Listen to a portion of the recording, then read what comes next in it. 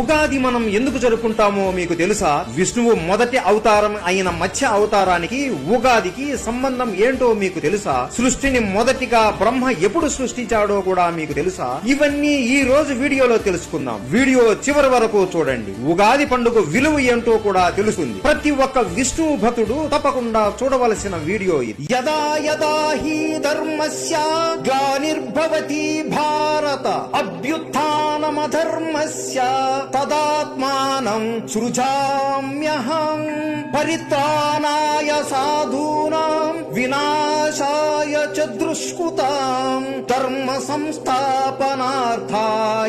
సంభవామి యుగే యుగే.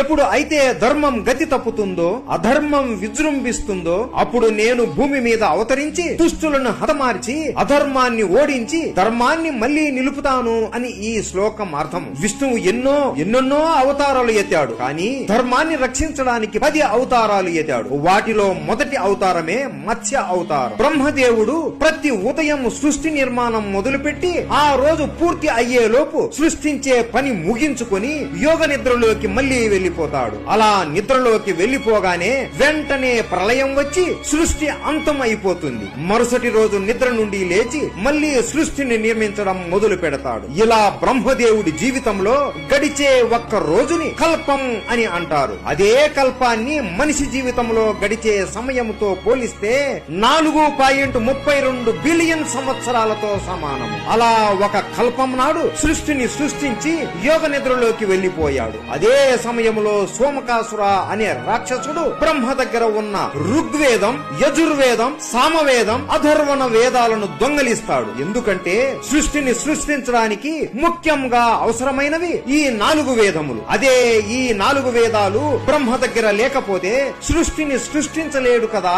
అప్పుడు ఈ సృష్టిని నేను పరిపాలించవచ్చు అని అనుకుంటాడు. అదే సమయంలో నైమిత్తిక అనే మహా ప్రళయం సంభవించే సమయం, అంటే ప్రళయం వచ్చి భూమి అంతం అయిపోయే సమయం. ఇదే మంచి సమయం అని సోమకాసురుడు అనుకొని ఆ వేదాలను తీసుకొని నీటి అడుగు భాగంలోకి వెళ్లి దాక్కుంటాడు. ఈ విషయం విష్ణువుకి తెలుస్తుంది. సరే అని విష్ణువు ఒక పథకం వేస్తాడు. భూమి మీద ఇంకా ప్రళయం రావడానికి కొన్ని సంవత్సరాలు ఉంటాయి. ఆ సమయంలో భూమిని పాలించే రాజు సత్యవ్రతుడు. ఈ సత్యవ్రతుడు విష్ణువుకి గొప్ప భక్తుడు, అలాగే ఎన్నో మంచి బుద్ధులు కలిగిన వాడు. ఒక రోజు ఉదయాన సత్యవ్రతుడు కృతమాల అనే నదిలో స్నానం చేస్తుండగా చేతులలోకి నీళ్లు తీసుకుని సూర్య నమస్కారం చేస్తున్నప్పుడు అనుకోకుండా ఒక చిన్న చేపను పట్టుకుంటాడు. వెంటనే మళ్లీ నదిలోకి వదులుతుండగా ఆ చేప ఇలా మాట్లాడుతుంది: నన్ను చూశావా, ఎంత చిన్నగా ఉన్నానో? నేను ఇంత పెద్ద నదిలో బ్రతకలేను. నన్ను ఏదో ఒక పెద్ద చేప చంపేస్తుంది. నన్ను మీరే కాపాడాలి అని అనగా సత్యవ్రతుడు సరే అని ఆ చేపను ఒక చిన్న కుండలో వేస్తాడు. అలా ఒక రోజు గడుస్తుంది. మరుసటి రోజు ప్రొద్దున్నే ఆ చేప, ఓ రాజా, ఈ పాత్రలో నాకు చోటు సరిపోవడం లేదు, ఏదైనా పెద్ద పాత్రలో నన్ను వదులుతారా అని అడుగుతుంది. సరే అని సత్యవ్రతుడు ఒక పెద్ద కుండని తీసుకొని ఆ కుండలో ఉంచుతాడు. ఒక్క గంటలోనే ఆ చేప ఆ కుండ కంటే పెద్దగా మారిపోతుంది. వెంటనే సత్యవ్రతుడు ఆ చేపని తన మహల్లో ఉన్న నీటి సరస్సులోకి మారుస్తాడు. అక్కడ కూడా కొంత సమయంలోపే పెద్దగా మారిపోతుంది. అలా సత్యవ్రతుడు ఆ చేపను ఎన్ని ప్రదేశాలలో మార్చినా ఆ ప్రదేశం కన్నా పెద్దగా మారిపోతూనే వస్తుంది. చివరిగా ఆ చేపను ఒక సముద్రంలోకి వదులుతాడు. అప్పుడు ఆ చేప, ఓ రాజా, ఎందుకు నన్ను ఇంత పెద్ద సముద్రంలో వదులుతున్నారు? నాకు భయం వేస్తుంది అని అంటుంది. అప్పుడు సత్యవ్రతుడు నవ్వుతూ, నువ్వు చాలా విచిత్రమైన చేపవి. కొంత సమయానికే నువ్వు నీ శరీరాన్ని పెద్దగా మార్చుకుంటున్నావు. నువ్వు మామూలు మత్స్యానివి కాదు. ధర్మాన్ని రక్షించడానికి నా విష్ణువు ఈ అవతారం ఎత్తి నన్ను పరీక్షిస్తున్నారు అని నాకు అర్థమయ్యింది స్వామి అని అంటాడు. చెప్పండి స్వామి, మీకు నేను ఏం చేయగలను చెప్పండి అంటాడు. అప్పుడు ఆ చేప విష్ణువు అవతారంలోకి మారి నవ్వుతూ, నువ్వు చెప్పింది నిజమే సత్యవ్రత. నేను ఒక మహోత్తరమైన కార్యానికై ఈ అవతారం ఎత్తాను. నాకు నీ అవసరం చాలా ఉంది. ఈ రోజు నుండి ఇంకో 7 రోజులలో ఒక మహాప్రళయం వచ్చి ఈ 3 లోకాలు పూర్తిగా మునిగిపోతాయి. భూలోకం మునిగిపోయే సమయంలో ఒక నావ ఏలుతూ నీ వద్దకు వద్దకు వస్తుంది. అది నీ దగ్గరికి వచ్చిన వెంటనే అన్ని రకాల విత్తనములు, ఔషధములు అన్ని ఆ నావలో భద్రంగా దాచు. అలాగే సప్త ఋషులను నీకు తోడుగా తీసుకొని రా.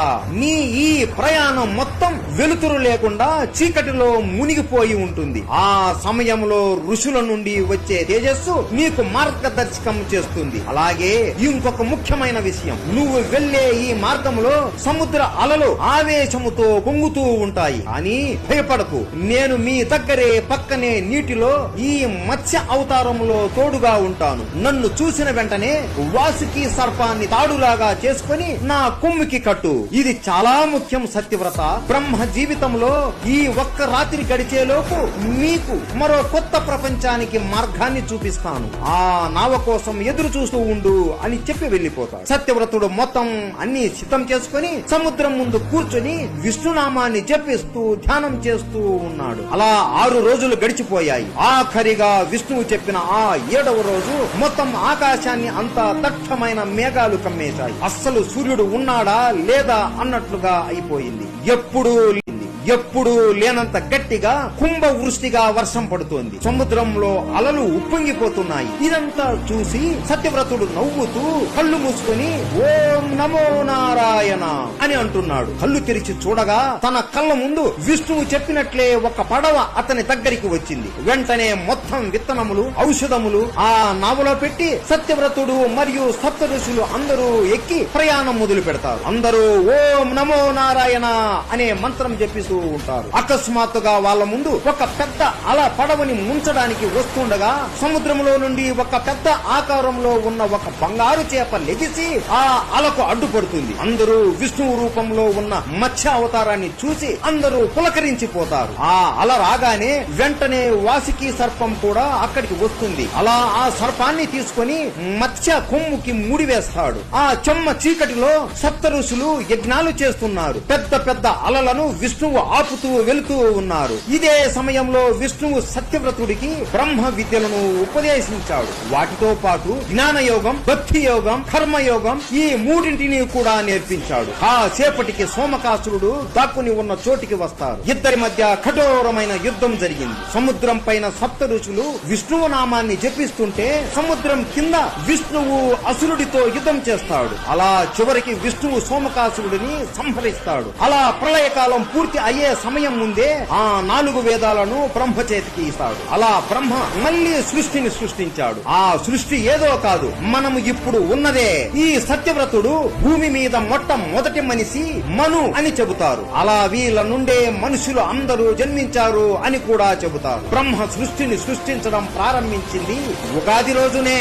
ఇలా కొత్త సంవత్సరం ప్రారంభించిన రోజునే ఉగాది అని చెప్పుకుంటారు. ఒక యుగానికి ఇది మొదలు కాబట్టి యుగ మరియు ఆది ఈ రెండు కలిపితే ఉగాది అనే పేరు వస్తుంది. ఈ ఉగాది రోజున మనం ఏం చేస్తాము అంటే ప్రొద్దున్నే తలస్నానం చేస్తాము, కొత్త బట్టలు వేసుకుంటాము, ఇల్లంతా శుభ్రం చేసుకుంటాము. అతి ముఖ్యమైనది షడ్రుచులు కలిగిన ఉగాది పచ్చడి చేసుకుని తింటాము. ఇది ఉగాది పండుగ వెనుక ఉన్న కథ. ప్రతి ఒక్కరికి వీడియో నచ్చింది అని భావిస్తున్నాము.